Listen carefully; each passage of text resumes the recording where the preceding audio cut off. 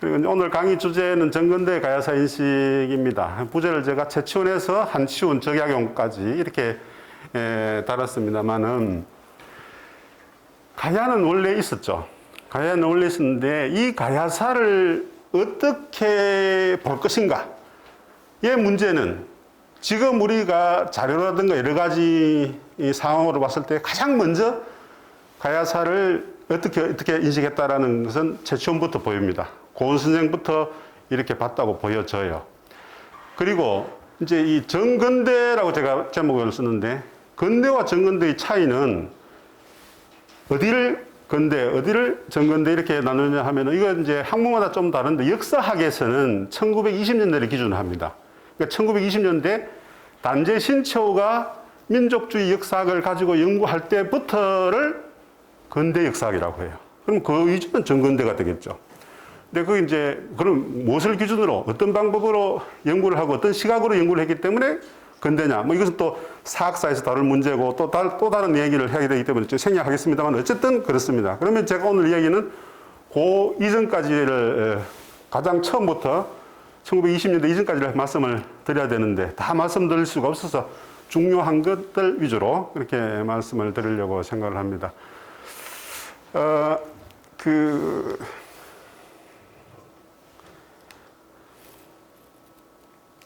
네. 근데 이게 그 맨 앞에 이렇게 보면 삼국사기의 그 지리지에 보면은 신라 최치원이 말하기를 많은 저 고려는 고구려입니다.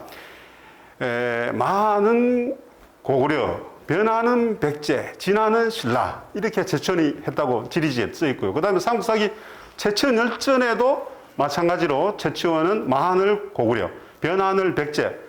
자 여기서 이제 중요한 것이 변한인데요. 변한. 또 이 문제도 짚고 넘어야 될 건데 뭐냐 하면은 우리가 삼한의 역사 중에서 변한의 역사가 변한 여러 나라들이 성장 발전해서 가야가 되지 않습니까? 그러면 이 변한을 가야사에 넣어야 될지 말아야 될지에 대해서 현재 학계에서 굉장히 논란이 되어 있습니다.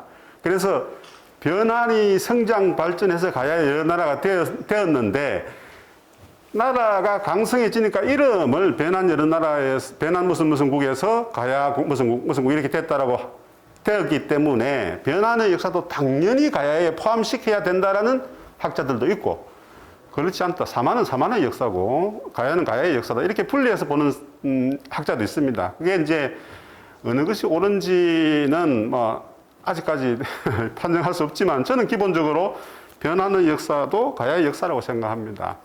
나라 이름만 달랐을 뿐이지 거기 그 땅 거기에 속했던 사람들 뭐 사고방식 다 같았어요. 그래서 이거는 동일한 역사고 단지 우리가 대나무의 역사를 이야기할 때 죽순을 어떻게 생각할 건지 죽순이 성장해서 대나무가 되는데 죽순이 대나무가 되는 순간을 딱 잘라서 이야기할 수 있습니까? 쉽지 않습니다. 그리고 죽순도 대나무 역사 중에 하나입니다. 즉 가야의 성장, 가야의 태동은 변환부터 있었기 때문에 변환의 역사도 가야의 역사로 쳐줘야 되고 그렇게 인식해야 된다는 겁니다. 이제 그래서 제가 변환 이야기를 지금 하고 있는 건데 최초의 변환은 오늘날 우리는 변환이 성장해서 가야가 됐다고 얘기했는데 최초는 그렇게 안 본 거예요. 뭐라고 봤습니까? 변환은 백제라고 봤어요. 그래서 이 최치원의 인식주 가야를 이제 변환을 그렇게 인식했기 때문에 어떻게 보면은 최치원은 가야를 인식 못했다라고도 할 수도 있지만은 그렇지 않습니다. 왜 그러냐면 뒤쪽에 보면은 가야에 대한 임나에 관한 이야기를 최치원이 많이 하고 있기 때문에 가야를 몰랐던 것 절대 아닙니다. 그건 뒤에 또 이야기합니다만 어쨌든 그렇습니다. 그래서 변환을 가야의 역사에 넣어야 되기 때문에 이제 그 변환에 대한 이야기를 합니다만 어쨌든 이 최치원은 변환을 백제로 봤어요. 그러면은 최치원이 그 변환을 백제로 본 근거는 뭐고 왜 그렇게 생각했을까? 이게 역사인식인데 최치원의 역사인식이죠. 근데 이 최치원의 역사인식을 아마 이 신당서, 구당서는 최치원이 보지 않았습니다. 근데 최치원은 중국에 잘 알다시피 12살에 중국 유학 갔지 않습니까? 그 당시 세계의 중심은 중국 당나라였으니까 가가지고 아버지가 그랬어요. 가서 10년 안에 과거 급제 못하면 내 아들 아니다라고 했어요. 최치원 열전에 나옵니다. 그러니까 엄청 공부 열심히 했어요. 6년 만에 빈곤과에 급제합니다. 그래서 배설도 하죠. 근데 이 최치원은 기본적으로 중국 역사에 대해서는 전부 완벽하게 알았습니다. 그러니까 최치원 이전에 발간된 중국 역사서에는 최치원은 전부 머릿속에 있었던 겁니다. 그래서 아마 그 구당서, 신당서에 보면은 그 변하는 후손이 낙랑땅에 있었다라는 기록이 있는데 아마 그 구절을 낙랑과 연결시켜가지고 낙랑은 북쪽에 있었으니까 최치원은 변하는 그 백제라고 했던 것 같아요. 그래서 어쨌든 이 구당서, 신당서는 최치원이 죽고 난 다음에 편찬되는 책이기 때문에 볼 수가 없죠. 없는데 당대 사람, 그러니까 구당서, 신당서가 편찬될 당대에 최치원이 살았습니다. 그래서 같은 생각을 했던 거죠. 구당서, 신당서와. 그래서 그렇게 최치원의 역사 인식을 볼 수 있고, 이게 이제 신당서에 신라는 본래 변한의 후예이고 한나라 때 낙랑 땅에 살았다 뭐 이렇게 나오고 변한 관계 이런 기술들을 보면 신당서나 당서의 기록들을 보면은 최치원이 왜 그렇게 생각했는가, 그 당대의 생각이 그랬을 밖에 없다 이런 이야기 생각을 할 수 있습니다. 여기 제가 사삼비명이 있는데 중국 역사라고 뭐냐면은 최치원이 중국 유학하고 돌아와 가지고 사삼비명을 짓지 않습니까? 왕의 명령에 따라서. 그래서 이 사삼비명을 분석해 보면은 최치원이 읽었던 역사책들을 우리가 알 수가 있는데 춘추자시전, 전국책, 사기, 한서, 후한서, 삼국지, 진서, 남사, 남제서, 양서 이런 책들 다 읽었어요. 최치원이. 그래서 이 최치원은 중국 역사에 굉장히 밝았다. 라는 것을 알고 중국 역사에 신당서, 그 당시 최치원 살아 있을 때 만들어졌을 그 시기의 생각들이 신당서, 구당서니까 거기에 이제 이 낙랑 땅의 변환과 연결시키는 그런 것 때문에 변환으로 인식했다 이렇게 볼 수 있고, 그 다음에 최치원은 삼하는, 즉 삼국은, 고구려 백제 신라는 하나라는 생각을 하고 있었어요. 그러니까 고구려 백제 신라가 하나고 그게 삼한이 성장해서 삼국이 되니까 마하는 고구려, 변하는 백제, 진하는 당연히 신라, 가야가 들어갈 여지가 없어요. 가야가 들어갈 여지가. 그러니까 삼한 중에서 최치원의 머릿속에는 변한이 가야다라는 생각을 할 수가 없었던 거죠. 그래서 제가 지금 말씀드린 것이 좀 헷갈릴 수가 있는데 최치원은 어쨌든 변한이 가야라는 인식을 못했던 거예요. 그게 한계입니다, 사실은.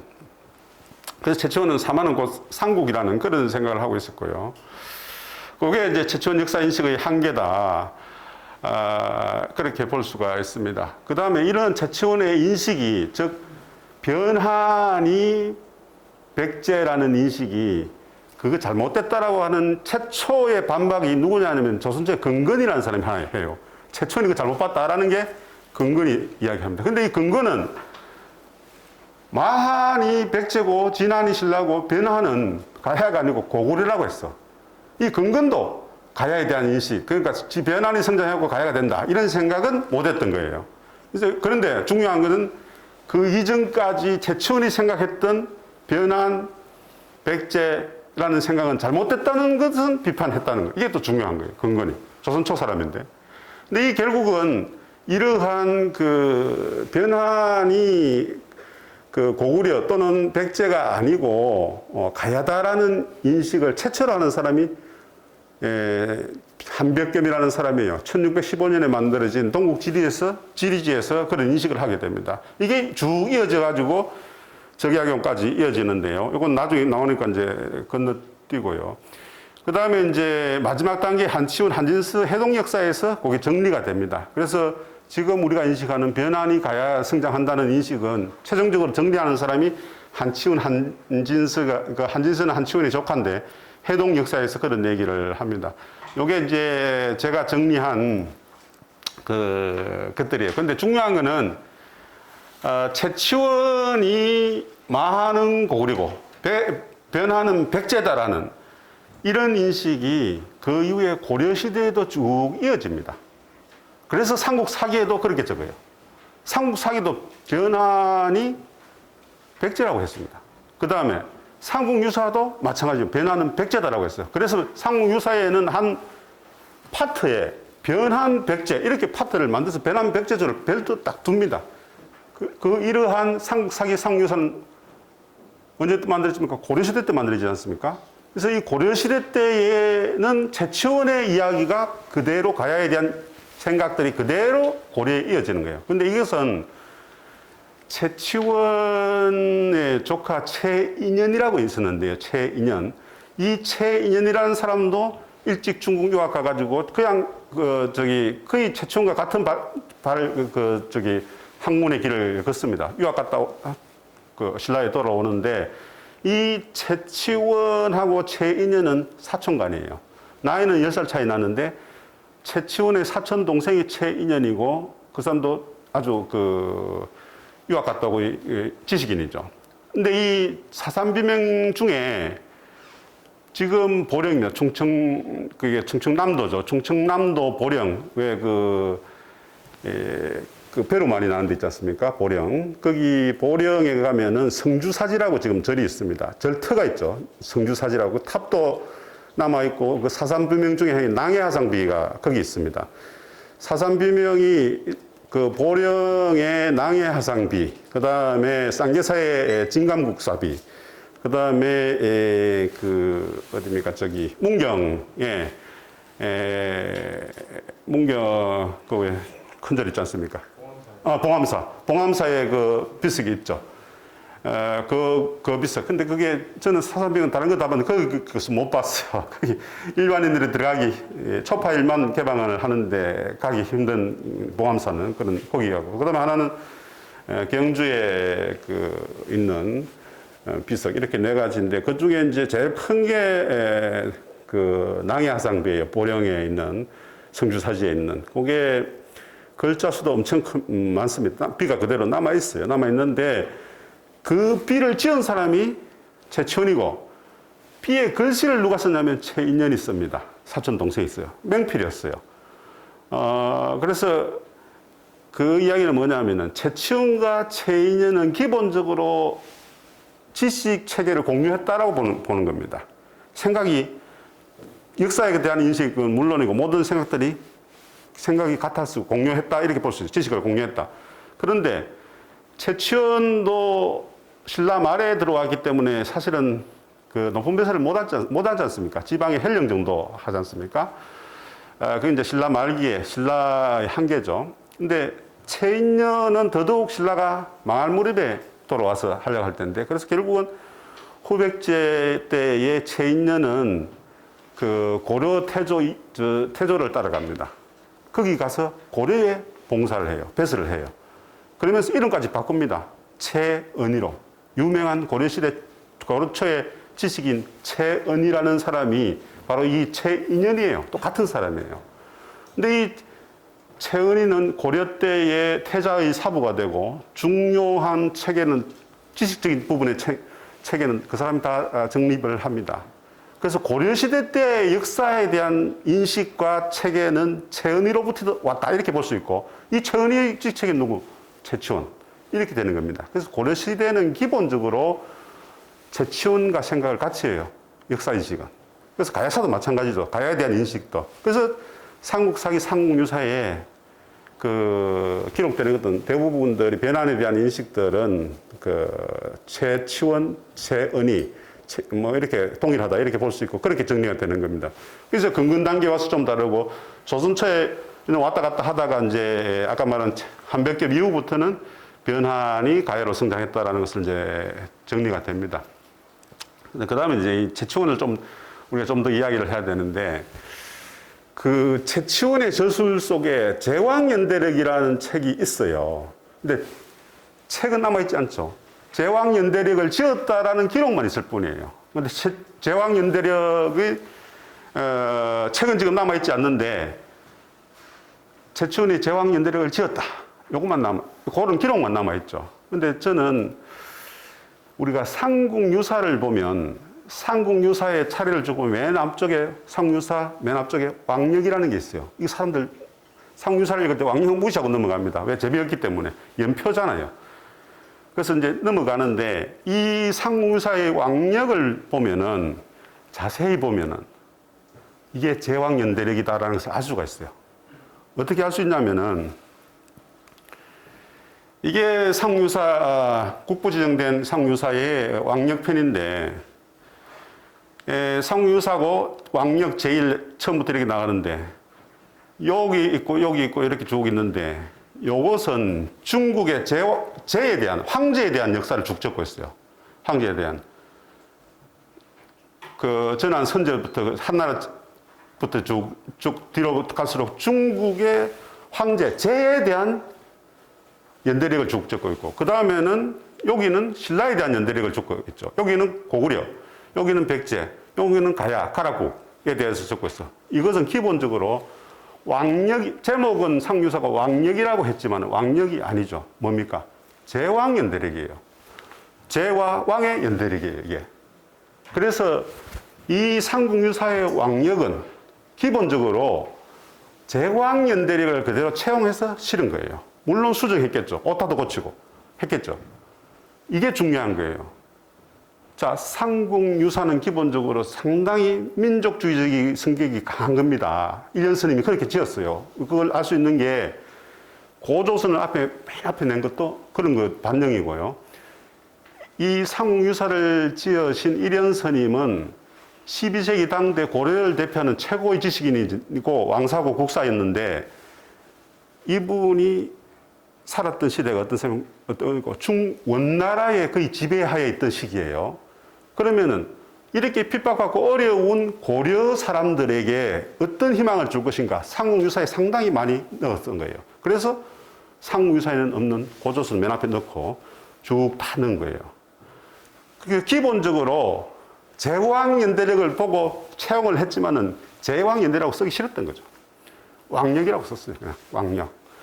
그런데 그 이전에 우리가 역사를 공부하는 사람은 다 그렇지만 그 이전의 연구 경향이나 연구 결과를 차용 안 할 수가 없습니다. 그래서 우리가 쓰고 주도 달고 그렇게 하는 건데, 그런 측면에서 제왕 연대력을 가져와서 차용은 했지만은 이름은 왕력이라고 했던 거예요. 그래서 이 모습은 제왕 연대력이에요. 자, 그러면은 제왕 연대력을 최치원이 지었다. 근데 지금은 남아있지 않다. 그 모습이 상유사의 왕력에 남아있다. 이런 그런 합리적 유추를 할 수 있는 거죠. 자, 그러면은 제왕 연대력을 통해서 최치원의 가야사 인식을 볼 수 있다. 이런 얘기도 할 수 있는 거죠. 자, 여기를 보면은 중국 역사, 중국 황제들의 역사, 그 다음에 신라, 고구려, 백제 역사 다 적고 있고, 마지막에 가락국을 엮고 있어요. 가야를 고구려, 백제, 신라와 별도로 한 국가로 인식을 했던 거죠, 최초는. 그것을 이어받은 이런 스님도 그렇게 인식을 했던 거고. 이게 중요한 거예요, 사실은. 역사 인식을 어떻게 했느냐. 그래서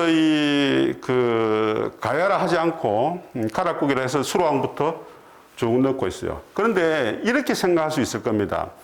상국유사를 우리가 쭉 보면은 상국유사가 근1에서 근5까지 있지 않습니까? 두 책으로 보통 되어 있는데, 그 중에 상국유사에 가락국기가 들어가 있죠. 가락국기가. 근데 가락국기는 상국유사가 만들어졌던 청소가 1281년에 만들어졌다고 지금 거의 맞는데 추정할 뿐입니다. 확실하지는 않습니다. 그게. 상국사기는 1145년에 지어졌다고 김부시가 선문에 쓰고 있으니까 확실한데, 상국유사는 일현 스님의 그 행적이나 여러 가지로 봐서 한 1281년 정도에 지어졌는데, 가락국기는 상국유사에 이전에 있던 가락국기를 땡겨서 상국유사에 실은 거예요.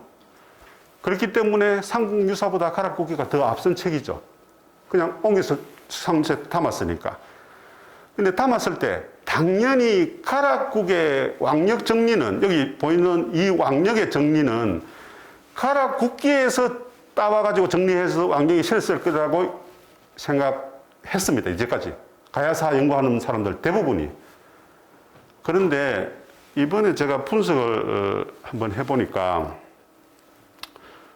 요게 뭐냐면, 상유사 왕력에 나오는 이야기고, 요것은 왕력도 상유사에 나오고 가락국기도 상유사에 나오는데, 왕력에 대해서 수로왕이 언제 저기 해가지고 언제 돌아가시고 뭐 이렇게 있고, 이래 거등왕은 수로왕의 아들이고 어머니는 허왕이고 언제에 왕이 돼서 언제 돌아가셨다 뭐 이런 얘기 10대 구행왕까지 쭉 정리를 하고 있어요. 왕력에도. 마찬가지 가락국기에도 수로왕부터 구행왕까지 전부 정리를 하고 있어요. 물론 가락국기에는 더 자세하죠. 그 왕대에 있었던 일들을 다른 일들도 많이 정리를 하고 있죠. 그런데 왕력하고 가락국기를 비교해 보니까 차이가 너무 많이 나요. 차이가 너무 많이 나는데 수로왕에 대해서는 그 왕력에는 리라는 것은 다스렸다는 겁니다. 158년을 다스렸다 되어 있고 가락국기에는 158년 동안 수했다, 살았다 이래 나옵니다. 그러니까 치세하고 생모, 그러니까 나이하고 차이가 나요. 이것도 엄청난 차이이긴 하지만 이 정도는 막 오타일 수 있다라고 봐줄 수 있어요. 그런데 2대 거등왕부터 10대 구행왕까지를 보면은 너무 많이 차이가 납니다. 뭐냐면은 왕력은 거등왕은 55년을 다스렸다라고 되어 있는데 가락국기에는 39년을 다스렸다. 20몇 년 차이가 나요. 근데 여기만 차이 나는 게 아니고 밑에 다 그렇습니다. 너무 많은 차이 나요. 이것은 오타나 간단한 오타가 아니에요. 무슨 얘기냐? 왕력과 가락국기는 기본적으로 그 채용한 자료가 다른 자료라는 거죠. 다른 책을 보고 가져왔다는 거예요. 그러니까 가락국기는 가락국기대로 다른 내용을 가지고 정리한 거고 왕력은 왕력대로 다른 자료를 가지고 정리한 거예요. 이렇게 볼 수밖에 없어요. 이렇게 큰 차이 나는 것은. 그래서 왕력은 최충원의 제왕연대력을 보고 갖고 왔다라는 이야기를 더 적극적으로 할 수 있는 겁니다. 그래서 그래서 왕력과 가락국기는 별도의 자료를 사용했다는 것을 알 수 있고, 이 삼국유사가 최충원의 제왕연대력을 이제 사용했다고 한다면, 이 바로 왕력의 구성을 통해서 최충원의 역사인식을 살필 수 있다는 거고, 바로 이 왕력은 위쪽에는 중국 황제들의 연대력을 구성하고, 그 아래에 신라, 고구려, 백제, 그리고 가락국을 싣고 있습니다. 그래서 고구려, 백제, 신라, 삼국 외에 가락국이 존재하고 있으며 또 삼국과 동일하게 왕들을 정리하고 있다. 이게 바로 최충원의 가야사 인식이에요. 근데 이런 부분 우리 그동안에 이야기를 한 적도 없고 하지도 않았습니다. 그래서 최충원은 우리가 재조명해 볼 필요가 있고 최충원이 남긴 자료들이 많지 않습니까? 사산비병을 비롯해가지고 문집도 지금 남아있지 않습니까? 후대 정리한 거지만. 근데 이러한 자료들을 통해서 가야사에 대한 연구 영역도 확장해 볼 수 있다. 연구 자료가 늘어나는 거죠. 이제 우리 최충원을 이렇게 조명해 봄으로써. 그래서 이제 그런 측면에서 우리가 최충원에 대한 연구는 향후에 좀 많이 해야 된다. 이런 생각을 합니다. 그 다음에 이제 최충원이 지은 책들 보면은 책 중에서 그 동유지성나에 보면은 석이정전을 지었다. 석은 이제 선임인 이정 스님의 전을 지었고 또 석순영, 순영 스님의 전을 최충원이 지었는데 고운 스님이 지었는데 이거 아마 잘 알다시피 최충원 고운은 말년에 해인사 들어가서 사시다가 돌아가시잖아요. 돌아가신 연대는 정확하게 몰라요. 그러니까. 근데 거기에 들어가서 이 이정 스님하고 선웅 스님은 해인사 창건하고 관련되는 스님들이에요. 두 분 다. 그래서 그 전을 짓는데 거기 보면은 이 가야산신 정견모주 또 천신 이비가지가 서로 뭐 감흥이 되어서 대가야왕을 낳고 금강국왕을 낳았다 이런 이야기가 있습니다. 이것은 이런 이야기들 또 그 외에 최충원의 자료들을 보면은 최충원이 가야사에 대해서는 굉장히 가야 이야기에 대해서는 가야와 관련된 역사에 대해서는 상당히 해박하게 많이 알고 있다는 것을 우리가 알 수가 있습니다. 근데 이 재밌는 게 이제 이 석순왕 성이정전과 관련되는 게 사기에도 관계되는 게 나와요. 혼인이사가 나오는데 그거하고 또 동여지성남 이야기도 나오고 또 일본 서기도 나옵니다. 아까 이제 우리 부총장님 일본 서기 말씀 잠깐 하시던데 일본 서기는 한마디로 정의하면 음식에서 보거와 같은 겁니다. 보거. 맛은 있는데 잘못 먹으면 바로 죽을 수 있는. 그러니까 일본 서기란 역사책에 대한 정확한 인식 없이는 활용하면은 굉장히 위험한 사서. 그렇지만은 굉장한 내용을 가야를 밝힐 수 있는 내용이 없는 것은 아닌 그래서 이게 굉장히 위험하면서도 매력적인 역사서. 이 일본 서기가 720년에 만들어지는 책입니다. 그런데 기본에 일본 천황이 중심에 있고 주변의 모든 나라, 그 주변이라는 한반도까지 포함해서, 한반도 북쪽에 있는 고구려까지 포함해서 일본의 본국, 즉 자기들의 속국으로 설정부터 해놓고 역사를 엮어 나갔어요. 그러니까 그대로 보거나 조금만 잘못 봐도 한반도는 일본의 속국입니다. 임날본부 그래서 나온 거고요. 제가 포럼의 성격을 사실 내가 정확하게 몰라서 이전 강의 자료를 좀 보내달라고 하니까 2건 보내주셨는데, 한 분께 아마 얼마 전에 임날본부 관련 강의가 있었던 것 같아요. 그런데 사실 강의하신 선생님은 제가 잘 모르는 분이에요. 가야사 하시는 분들은 저는 대부분 아시는 분들이 많은데, 그분 성함을 보니까 가야사에서가 잘 모르는데 그 내용을 보니까 임날본부의 전국을 다 찔렀어요.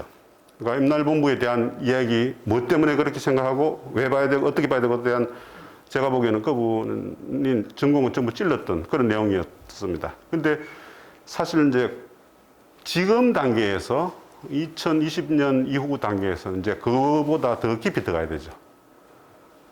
임날본부가 그런 거고, 무엇을 근거로 하고, 그 근거는 뭐가 잘못됐다 까지가 오늘까지, 지금까지 연구죠. 근데 지금부터는 더 깊이 들어갈 수 있는 연구의 폭을 넓혀야 된다. 이제 그런 생각이 듭니다만. 어쨌든, 일본 서기는 이게 무시할 수는 없는 책이라는 것은 저는 동감합니다. 무시할 수는 없어요. 그렇지만 조심하고 상당히 문제 많고 독이 있는 책이다. 겁니다. 일본 서기에도 이 가야관계 기사가 상당히 많이 나오기 때문에 문제가 되는 거죠.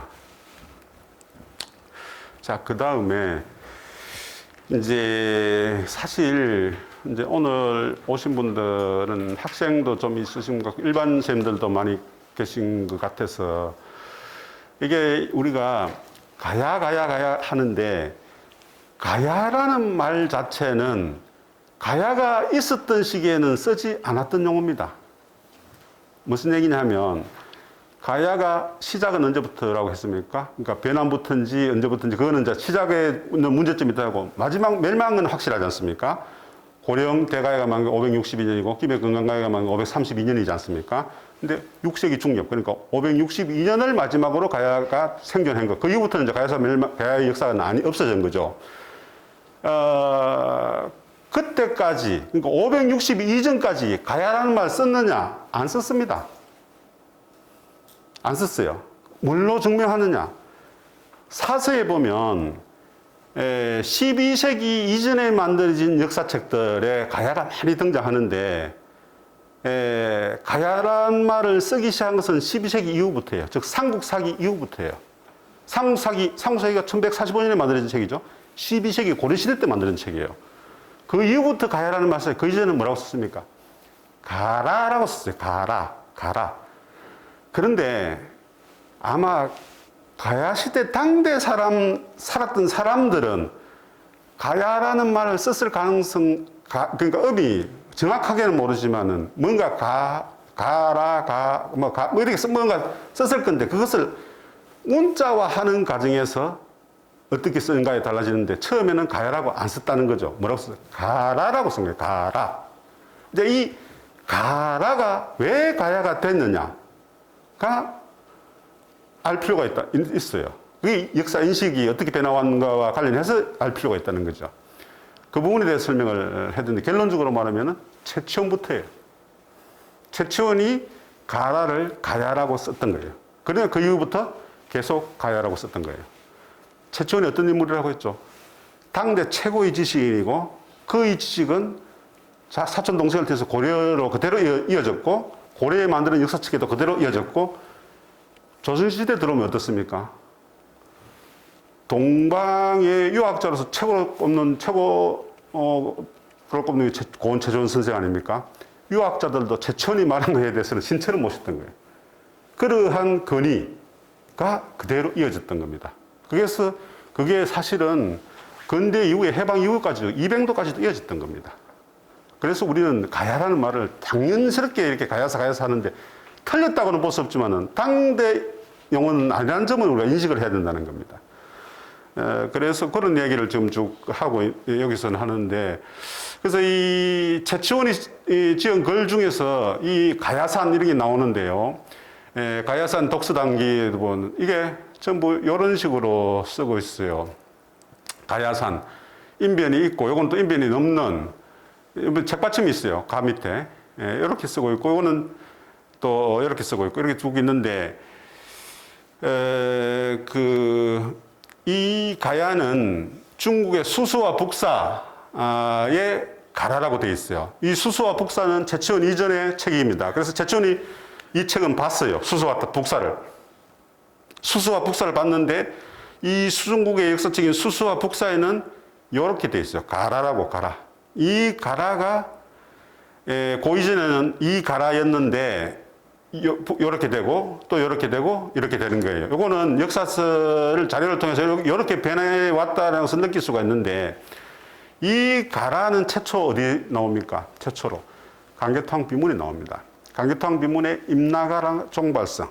강개토항 비가 언제 세워졌습니까? 414년에 세워졌는데, 강개토항 비문 내용을 보면은 400년에 고구려 군대 5만이 신라에서 구원 요청을 하니까 5만의 군대를 보내서 신라를 구해주고, 도망가는 애군을 쫓아서 어디까지 갑니까?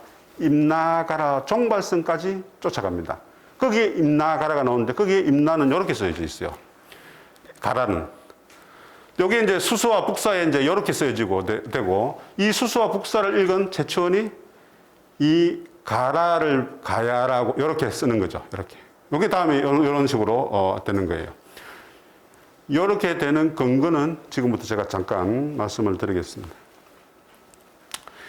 근데 이 최치원의 글들은 지금 최치원 문집이 남아있긴 한데, 최치원 문집은 후대에 20세기 들어와가지고 후손인 최국술이라는 분이 할아버지 최치원의 문집을 만듭니다. 근데 만들 때에 이전의 최치원 글들을 전부 모아서 이렇게 만드는데, 물론 경원필경은 최치원이 당대에 와가지고 본인이 엮었습니다만은 사산비명 그대로 남아있고, 그 외의 자료들은 동문선이나 또 다른 문집 이런 걸 전부 모아가지고 후대에 20세기 초에 최국술이라는 분이 후손이 이제 만드는 건데, 그래서 이 동문선은 조선 초에 만드는 책인데, 거기 보면 여기 신라, 가야산, 해인사, 결계장기 이렇게 나오는데, 여기에 가야를 이렇게 쓰고 있어요. 그런데 이 동문선의 요 제목을 최치원 문집에서는 가야산을 사람 인변이 둘 다 있는 가야로 씁니다. 근데 이것은 후대에 조선시대 인식이 들어간 거예요. 근데 원래 인식은 요거다, 이렇게 이야기를 할 수가 있습니다. 근데 이 최치원은 기본적으로 중국에서 유학을 하고 왔고, 신라에 왔을 때 신라 사람들의 문화 수준을 굉장히 낮춰봤습니다. 사실 낮춰봤어요. 그래서 대부분의 용어를 중국식으로 바꿉니다. 그리고 특히 불교식으로 바꿔요. 불교식으로. 그래서 이 최치원이 중국에서 행감도 지내고 배설을 하고, 또 나중에는 서장관으로 있을 때는 저기 지금 강남 쪽이에요. 그래서 그 남쪽의 사정을 비교적 잘 알았어요. 인도에도 좀 밝았고, 그쪽은 좀 잘 알았어요. 그리고, 고대 인도, 즉, 산스크리트도 굉장히 밝았던 것 같아요. 그래서 이 시라라는 말을, 신라의 국호 신라를 음이 비슷한 불교적 용어인 시라로 고쳐 쓰고 있습니다. 근데 이 시라는 시자가 죽음 시자이기 때문에 뜻으로 보면은 별로 안 좋아요. 그렇지만 최치원은 신라보다는 시라를 써요. 그게 불교적 용어이기 때문에 그렇습니다. 그래서 이 시라는 우리 스님와 계십니다만 6파라밀 중에 하나의 불법을 지켜서 허물 제거하는 계율을 의미하는 이 시라입니다. 그래서 이런 식으로 불교용어로 기존에 있는 지명이나 국명을 불교적 좋은 뜻의 말로 많이 고쳤습니다. 그래서 이 가라라는 기존 국명을 좀 촌스러운 말이다, 촌스러운 방언이다, 이렇게 해서 불교적으로 이렇게 가라를 이렇게 바꾸는 겁니다. 그래서 요런 자료 이야기는 다른 자료를 통해서 좀 할 수 있는데 시간 관계로 조금 생략을 하고 어쨌든 이 가야의 말에 대해서 보면은 삼국지가 280년대에 만들어진 책인데 여기에 구야라고 나오지 않습니까? 이것도 사실은 요즘 보면 사입니다. 사. 야는 발음이 지금 없어요. 근데 왜 야로 읽는지는 정확하게는 모르는데 아마 고대음은 야로 읽은 것으로 지금 이야기해서 구야라고 읽는 거죠. 그래서 우리가 일반적으로 구야에서 가야가 됐다고 생각하는데 어문학 하는 사람들한테 물어보면 그거 아니라고 합니다. 구야에서 가라가 될 수가 없다고 해요. 그래서 요거는 뭔가 이쪽 지역을 개야, 구야, 뭔가 이것을 중국 사람이 듣고 옮겨 쓴 게 이게 되는 거죠. 구야가 되는 거죠, 구야가. 그 다음에 아까 말씀드린 임나가라, 강기탕 규문에는 가라 이렇게 나오고, 남제서에는 가라국이 나오고, 수서와 북서에는 이렇게 가라가 나오고, 바로 삼국 사기 단계 와가지고 이렇게 가야가 나옵니다.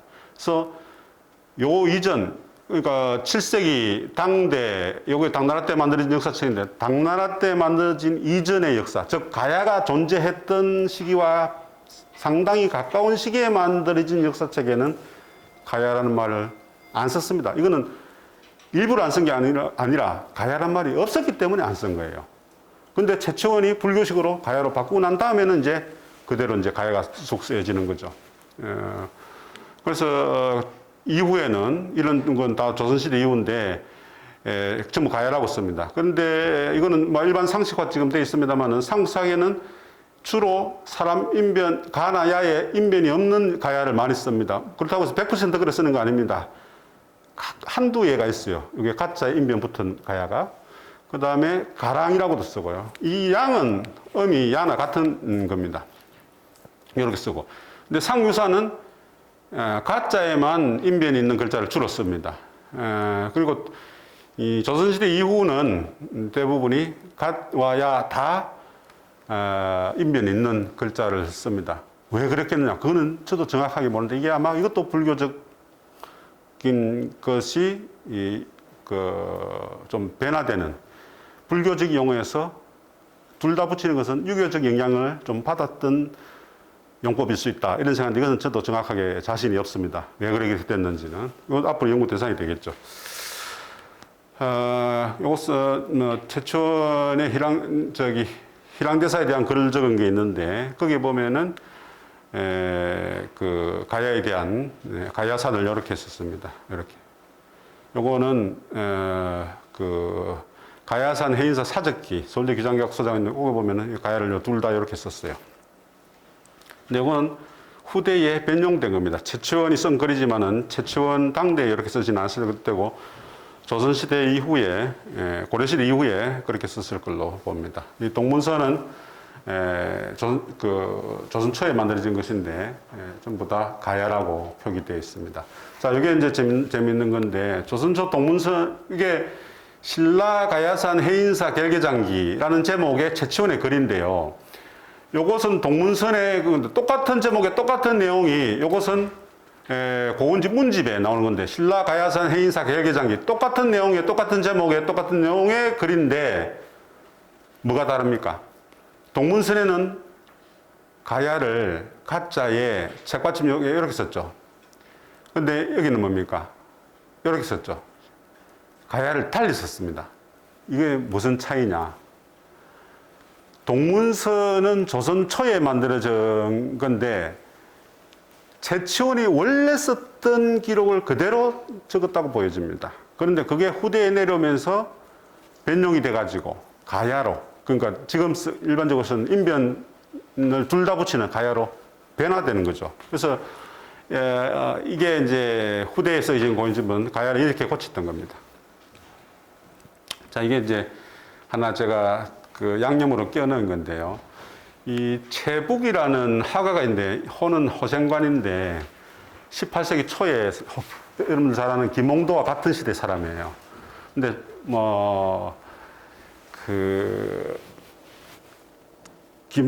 조선시대는 궁중하원이 안 되면 2등은 필요 없는 시대입니다. 2등. 근데 호생관 채북이 김홍도만큼 실력이 있었어요. 근데 어쨌든 그 왕실 하원이 안 되고 쉽게 말해서 제하화가가 됐어요. 그러니까 제하화가면 실력이 좋아도 밥 벌어먹기 힘들어요. 그래서 이제 그림 초상 하나 그려주고 어디 가서 이제 그 양반집에 가서 그림 그려주고 돈 좀 받아서 술 한잔 먹고 이렇게 이제 생활을, 호생관이라는 말 자체가 북가죽 먹고 사는 사람 이런 뜻이 있는데 자기 호가 호생관인데 이름이 채북이에요. 근데 이 채북이 성질이 좀 있었어요. 어느 집에서 그림 하나 그려달라 하니까 기분이 그림 그려줄 기분이 아닌데 그달라고 하니까 자기 눈을 찔러가지고 난 앞을 못 보니까 그림 못 그린다 이러는 거예요. 누구 생각납니까? 고흐 생각나죠. 네덜란드 화가 고흐. 그래서 채북을 조선의 고흐 이렇게 이야기합니다.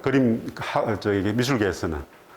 근데 이게 잘못된 이야기입니다. 왜냐하면 고흐보다 채북이 한 80년 빨리 태어나서 빨리 먼저 활동했던 사람이에요. 그러니까 고흐를 네덜란드의 채북 이렇게 얘기를 해야 되죠. 어쨌든 이 채북이 가야산에 대한 그 그림을 그리고 화제를 붙인 게 있어요. 이 그림 밑에 화제가 있죠. 여기 이제 제가야산 독수단기라고 해서 가야산을 이렇게 썼습니다. 그래서 이게 뭐 채북 이야기를 좀 더 재밌는 이야기 있습니다만은 생략하고 이제 어쨌든 그 다음에 이제 이 바로 최인년, 이 최인년이 복림사 진경대사 비문에 아까 제가 말씀드린 보령에 있는 성주사 낭해하상비도 그렇고, 그 다음에 우리 가까운 창원에 왜 비가 있지 않습니까? 진감대사비. 이게 지금은 서울의 중앙박물관에 옮겨진데 원래 창원의 복림사지에 있었던 겁니다. 복림사지가 지금 도청 옆에 거기 있던 절터였어요. 복림사지라고. 거기에 11세기에 비가 하나 세워진데 진감대사비죠. 그 비에 보면은 그 대사의 이름은 뭐고 그 임나 왕족이었다 뭐 이런 이야기가 있지 않습니까? 근데 이 비에 두전을 누가 쓰냐면은 최인년이 써요. 두전이라는 여러분 비석 세우면 비가 있으면 몸체가 비신이 있는데 비신의 글씨를 쓰고 위에 부분에 윗부분 있지 않습니까? 이수 부분. 거기 글씨는 반드시 다른 사람이 씁니다. 본문 쓴 사람하고 그 사람하고 반드시 다른 사람이 씁니다. 그거는 그렇게 써요. 근데 서체도 다릅니다. 비신에는 해서체를 써도 되고 초서체를 써도 되고 마음대로 쓸 수 있어요. 그런데 두전은 위에 있는 글씨만큼은 반드시 전서체로 씁니다. 옛날부터 그랬어요. 왜 그러냐면 이 전서체만이 신과 통한다고 생각했던 거예요. 옛날부터. 이건 저는 한나라 때 중국부터 그랬어요. 그래서 여러분 두전 가서 다 보세요. 위에 이수 부분에 글씨 있는 것은 그 부분은 반드시 전서로 쓰고 밑에 쓴 사람은 글씨 다른 사람이 썼는데 바로 진감대사비, 복림사지 진감대사비 두전을 바로 최인년이 써요. 사촌동생, 최치원이 사촌동생이 썼어요. 근데 거기 내용이 보면 그 진감대사가 바로 임나왕족 후손이라는 게 적혀 있지 않습니까? 근데 그 내용을 두전 쓰는 사람이 그 내용 안 자기가 쓰진 않았으면 몰랐을 리가 없죠. 그래서, 그 이야기를 제가 하려고. 그러니까 이 최인년, 나중에 최은희는 가야사에 대해서 상당히 밝았다는 겁니다. 이 최인년, 그 이야기 지금 내가 말씀드린 그런 얘기들을 하고 있는 겁니다.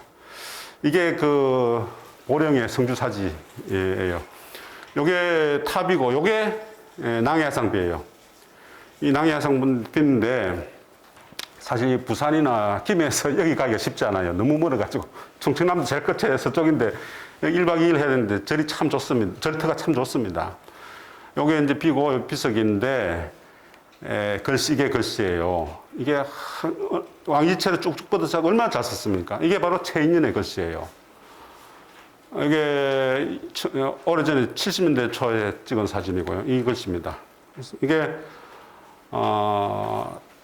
그 글씨가 좋은 비석은요 잘 안 남아 있는 경우가 많습니다. 근데 조선 시대에 중국 사신들이 와가지고 야 어디 비석에 글씨가 좋다는데 그 탁본 하나 구해달라 하면은 막 열심히 탁본해주면 여기에 지치가지고 탁본 뜨기 싫어가지고 비를 깨버리는 경우가 많습니다.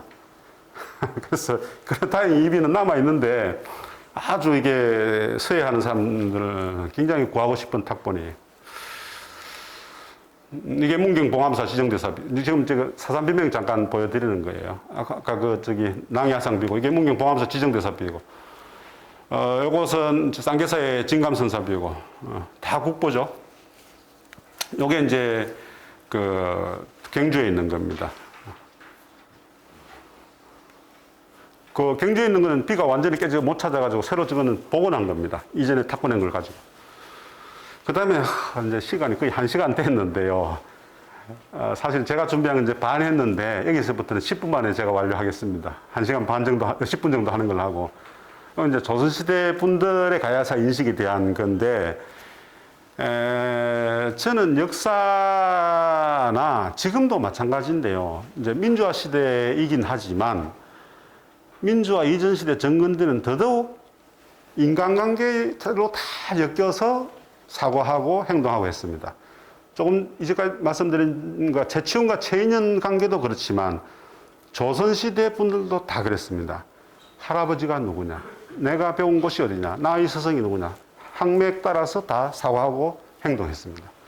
근데 그게 시대 흐름에 따라서 그대로 보여지고 또 그게 타파되는 것도 보여집니다. 내 당색은 남인이지만은 그거 아닌 것 같다는 것도 나오고 다 그래. 가야사에 초점을 맞춰서 보더라도 그런 게 그대로 나타납니다.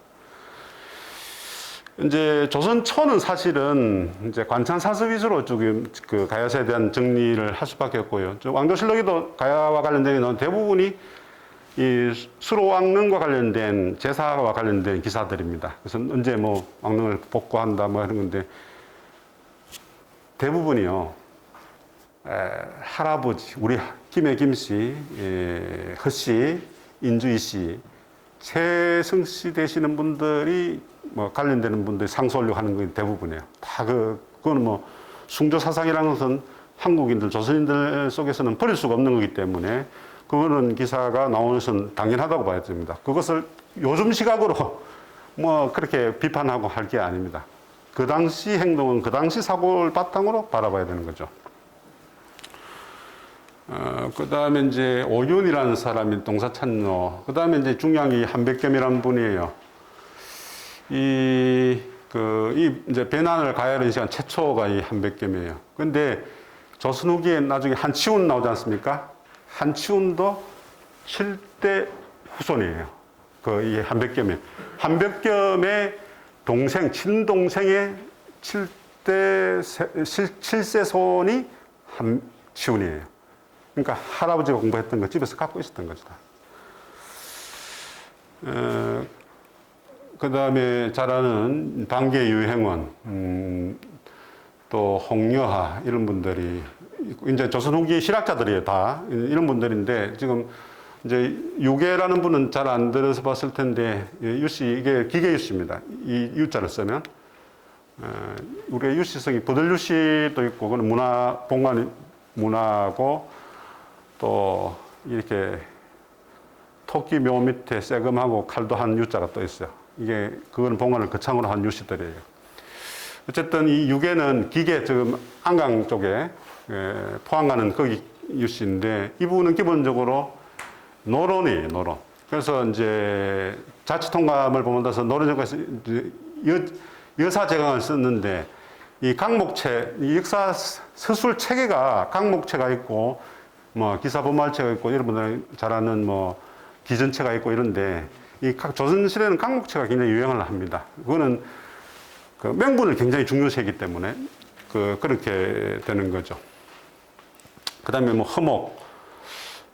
이 미수허목이 남인의 그 영수인데, 허목의 외가가 어령이었어요. 그래서 어령일 때, 여기 김해일 때도 그 미수 허목 관계 유적이 좀 많이 남아있는 편입니다. 그래서, 그런 인연 때문에 그런 거예요. 미수 관련된 자료가 또는 문서들이 어령이나 이런 데서 좀 나와요. 바로 외가에 와서 좀 살았어요. 또 그러니까 큰 학자가 와서 있으니까 주변에 있는 학자들이 전부 우르르 몰려가서 배우는 거죠. 그래서 그런 인연들이 다 있는 겁니다. 임상덕이라는 분도 있고, 이제 이게 성호 이익도 나옵니다. 다 역사서를 다 썼어요. 그래서 이건 가야사와 관련해서 중요한 게 이 사만의 성립 시기를 기준이 남하기 훨씬 이전부터 한반도 남부에 존재했다는 거예요. 이 기준이라는 사람이 어떤 사람입니까? 기자조선의 마지막 왕이죠. 사실 기자조선이 있었는지 없었는지 그거는 뭐 지금 따질 이유는 없고요. 어쨌든 그 조선의 마지막 왕이 이름이 준이죠. 그래서 이만에게 쫓겨서 남쪽으로 도망을 가죠. 그 남쪽 어디냐? 지금 익산이라는 설이 어느 정도 대세이긴 하지만 저는 반드시 익산일 수는 필요는 없다. 한반도 남부까지도 왔을 것이다. 기준은 아니더라도 기준 세력 중에 한 일부는 이 가야 지역까지 왔을 것이다. 이런 생각을 합니다만 어쨌든 이 성호 이익은 이 사만 성립 시기를 기준 남하기 훨씬 이전부터 기준이 기원전 109년 언저리에 내려오거든요. 이 이익은 벌써 가야의 시작은 기원전 3세기까지 올라갈 수 있다는 인식을 한 겁니다. 그 다음에 신경준, 이게 이제 상경표를 썼죠. 그래서 나중에 대동여제도의 초석이 되는데, 그런 점이 중요하고. 그 다음에 이 수남 안정복, 근데 이게 수남 안정복은 우리가 그 반개수록을 썼는데, 그 안정복은 유형은의 반개수록의 영향을 많이 받았는데, 실학자 치고는 굉장히 그 보수적인 이런 사람이었어요. 그래서 나중에 당색이 다른 노론 쪽하고도 굉장히 가깝게 지내고 이렇게 합니다만은, 그래서 굉장히 자기는 기본적으로 노론이 남인임에도 불구하고 상당히 친노론적인 그런 사람이었습니다. 근데 안정복이 쓴 동사강목을 썼는데 나중에 유형은이나 안정복 이런 계통을 잇는 중요한 인물이죠. 그 다음에 이제 이종희인데, 이종희는 동사라는 역사책을 썼는데요. 이 동사는 자기 문집인 그 수산집 속에 들어가 있는 책인데,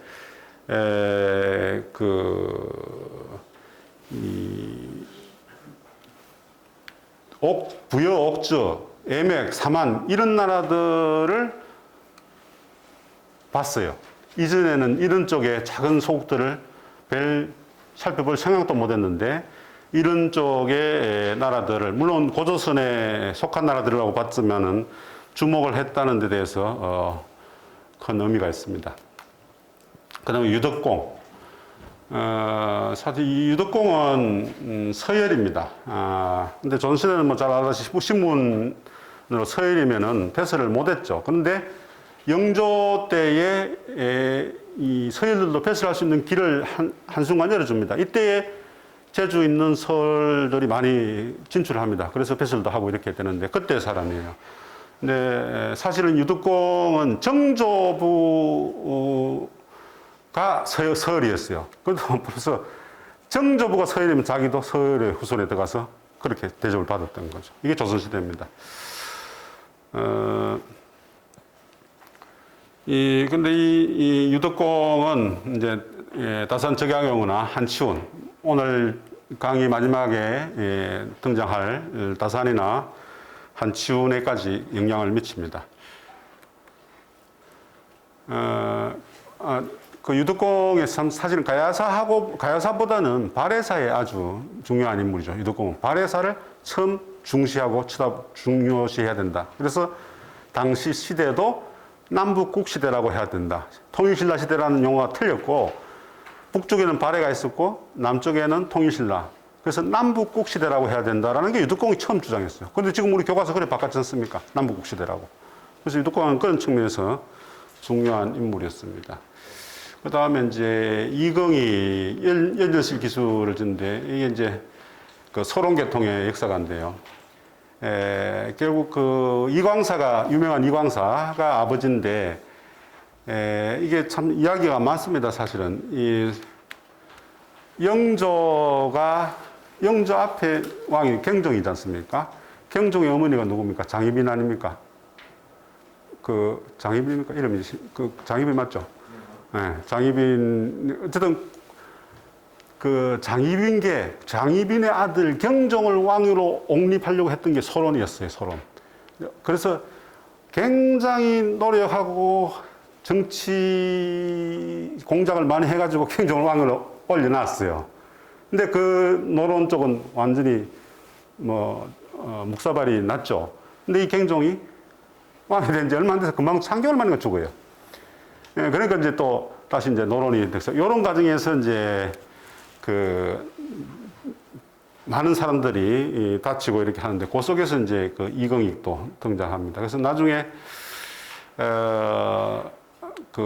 이 소론들이 억울하잖아요. 엄청 노력하고 왕을 만드는데 금방 바뀌니까. 그래서 난을 일으키는 게 그 2인자의 난이 그렇지 않습니까? 그렇지만 실패하죠. 그래서 이제 그때 소론 쪽은 유배를 가거나 죽음을 많이 당합니다. 그래서 이제 그 이경익은 자기 아버지가 그래서 죽고, 그러니까 이제 공부만 열심히 하는 거죠. 역사책을. 그래서 쓴 게 연년실 기술이라는 책이에요. 이제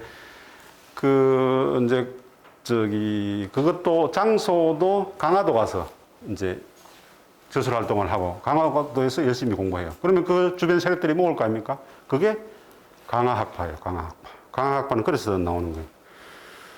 이게 나중에 그 실학에 큰 영향을 미치죠. 이제 그 다음에 이제 다산적약용인데, 이 강력고에서 변진을 별도로 두고 쓸 정도로 변진에 대한 것을 중시하고, 또 이 바로 변진이 가락이다, 이렇게 이야기도 하고, 백제를 굉장히 중시하고 강한 나라다, 이렇게 생각을 했습니다. 이게 이제 해양 세력 이런 거와 해양을 중시했던 거죠. 그래서 이 해양 국가로서 선박 기술을 이용해서 신라보다 백제가 더 앞섰다, 뭐 이런 얘기들 합니다. 그래서 이 가야에 대한 인식, 이 가락은 처음에 육국에서는 12나라로 성장했고, 바로 이게 다산은 이미 변환과 가야를 연결시켜서 다 인식을 하고 그렇게 생각을 했습니다. 그리고 특히 삼국사기에서 가야봉기를 안는 것은 잘못된 거다. 김부식의 실책이다. 이런 이야기까지 다산은 했습니다. 김수로왕에 대한 얘기도 하고요. 그래서 이 다산의 이야기는 사실 나중에 강력고를 다산이 썼는데, 개화기 때의 장지연의 대한강력고를 썼는데, 이 대한강력고는 바로 다산의 강력고에다가 일본 측 역사서를 보고 첨부해서 다시 쓴 게 대한강력고입니다. 그 다음에 이제 한치훈입니다. 한치훈에게 해동 역사를 쓰는데, 역사가 역자입니다. 역사할 때 역사가 아니고 요겁니다. 요건 이제 중국에 여러 역사책이 있었어요. 그걸 본받은 겁니다. 그래서 이 해동 역사는 한치훈이 찍기 시작했는데 마무리를 못하고 죽습니다. 그래서 자기 조카인 한진서가 마무리를 하는데, 이게 이제 지리고를 첨부해가지고 한진서가 다 만듭니다. 그게 이제 해동 역사인데, 이 해동 역사부터 사실은 가야사가 상당히 체계화되고, 그 다음부터 지금 우리가 이야기하는 수준에 상당히 가까운 가야사 인식을 하고 있습니다. 그래서 저는 사실 가야사 인식은 한치훈의 해동 역사부터 근대적 인식이 태동했다. 조금 더 양보하면은 요 다음부터 근대를 태동하게 된 바탕을 닦은 게 한진서의 해동 역사다. 이렇게 얘기하실 정도로 한진서는 굉장히 가야사와 관련해서는 중요한 역사책이다. 한치훈이 지은 해동 역사는 그렇게 생각을 합니다. 뭐 그런 얘기를 쭉 하고 있었어. 근데 하나 시간이 뭐 얼마 없습니다만은 꼭 한마디만 더 첨부해야 될 것은, 한치훈도 그렇고요. 그 다음에 아까 대한강력고를 쓴 한말의 장지연도 그렇고요. 이 사람들이 일본 책을 읽었어요. 일본 책을. 아까 일본 서기도 읽었고, 일본의 역사책들을 많이 읽었어요. 어떻게 읽었느냐? 그거는 명확하게 나와 있지 않는데, 조선 통치사들이 일본에 조선 후기에 12분 가지 않습니까? 가서 돌아올 때 일본 책들을 갖고 온 것 같아요. 그 중에서도 특히 그 삼제도해라는 책이 있는데, 삼제도해는 기본적으로 중국 책이에요. 명나라 때 만들어진 삼제도해라는 책인데, 쉽게 말해서 삼제도해는, 삼제라는 것은 천지, 하늘과 땅, 온갖 그 천지인을 말하는 건데, 백과사전이에요. 모든 것을 총망라한 백과사전이 삼제도해인데, 분량도 엄청나죠. 명나라 때 만들어진 책이에요. 이 명대의 삼제도해가 일본으로 건너갑니다. 일본에서 한 100년 이상 그거에다가 플러스를 하고 첨부를 해가지고 더 보태가지고 만드는 게 그게 화한 삼재도예요. 화한의 화는 일본을 말한 거죠. 이제 뭐 저 와식이라고 하고 뭐 하는 거 있지 않습니까? 그 화한 삼재도인데 이 화한 삼재도회가 들어와요. 조선에. 조선 통치사를 통해서 들어와요. 그것을 조선 후기 실학자들이 봤어요. 그걸 확실히 본 것은 바로 이 한진세는 본 거예요. 그래서 그 하한 삼재도에 이게 이 사람이 데라시마 요한이라는 사람이 1713년에 만들어진 책인데 이 책을 본 거죠. 그래서 일본 책, 일본서기 이야기 나오면 일본서기 등등을 보고 믿었어요. 그대로. 책 액면 그대로 믿었어요. 그래서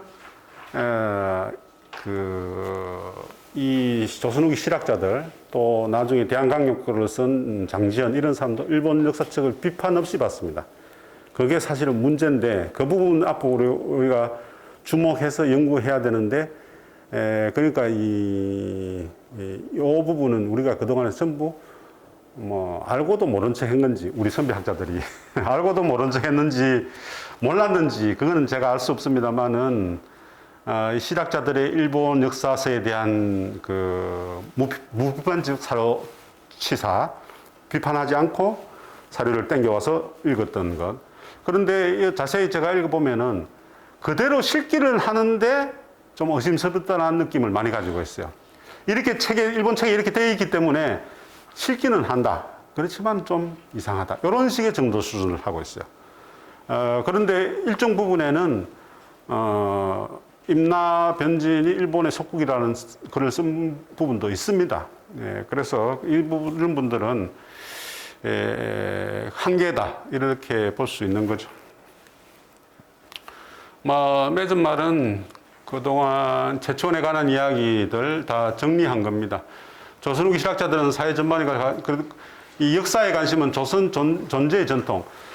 근데 우리가 그 조선 시대를 바라보고 이야기할 때 우리 일반인들이 보통 조선의 정치를 잘못했기 때문에 결국 식민지로 간 거 아니냐 때문에 조선을 굉장히 부정하고 그렇게 보는 시각이 큽니다. 그런데 그것도 저는 식민주의적 사고라고 생각합니다. 어쨌든 하나의 예를 들면 조선 후기 실학자들의 생각이라든가 또는 역사책인 조선 왕조실록도 기본적으로 역사책 아닙니까? 조선 왕조실록을 편찬 과정을 보면은 굉장히 선진적입니다. 이건 뭐 좀 상식적인 이야기인지 모르겠습니다만은, 조선 왕조실록 어떻게 만들어집니까? 기본적으로 여러분 우리 드라마 보면은 왕이 회의하고 할 때 보면 문 쪽에서 하고 막 열심히 쓰는 사람 있죠. 이 사람이 사관이에요. 사관의 배설은 정, 육품, 칠품 별로 안 높습니다. 근데 이 사람들은 엘리트예요. 젊은 사람들인데 굉장히 엘리트예요.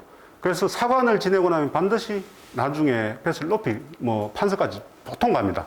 그래서 엘리트만 사관을 시키는 거죠. 근데 이 사관은 왕이 뭐라고 했는데 누가 대답하다 이렇게 죽서자 다 적잖아요. 그걸 어떻게 할 것 같아요? 집으로 가져갑니다. 집으로 가져가서 그런데 그 사람이 평생 사관 안 하잖아요. 1년 하다가 공무원 요즘 순환근무 하듯이 갑니다. 그러면 사관 하다가 그러면 이제 왕이 죽어요. 예를 들어서 선조가 죽었어. 내가 선조 때 사관을 했어. 그러면 선조 실록을 만들기 위한 실록청이 만들어지죠. 실록청이 만들면 그때 사관했던 사람들 적었던 사초라고 했는데 그걸 이제 사초를 다 내라고 합니다. 그럼 냅니다. 근데 사초는 왕이 언제 어느 때 무슨 얘기 하니까 무슨 얘기 쓰지만은 거기에다가 플러스 내 의견을 달 수가 있어요. 사관의 의견을 달 수가 있어요. 그렇게 왕이 뭐라고 하고 신하가 뭐라고 했는데 내 생각은 이렇다. 이거 대부분 썼습니다. 사관 자기 의견을 냈어요.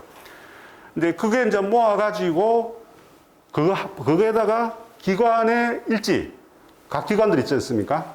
기관들 일지, 이거 다 모아가지고 만드는 게 실록이에요. 선조 때 실록, 이렇게.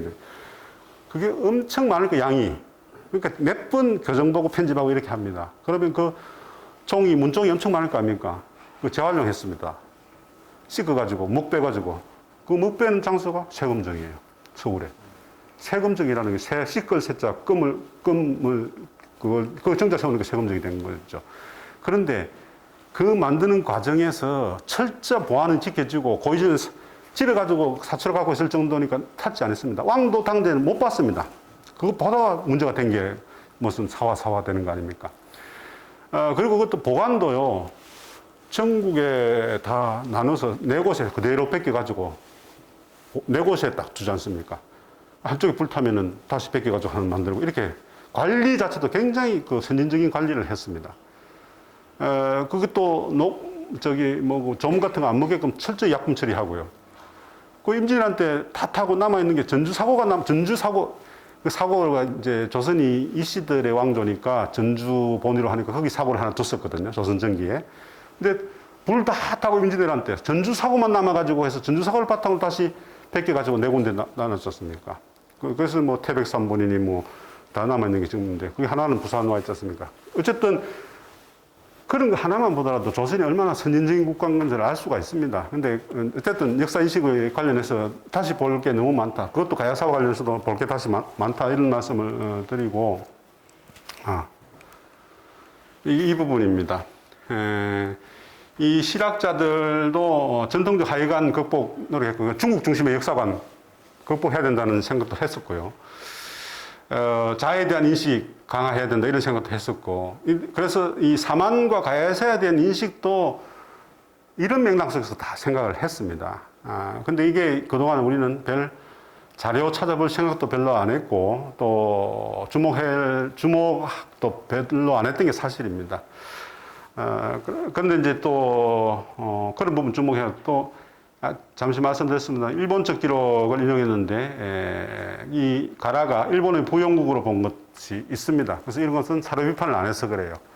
근데 이것은 무엇이 한계고 어디까지 우리가 검토해야 되고 해야 되는가 이런 것도 우리가 연구 과제죠.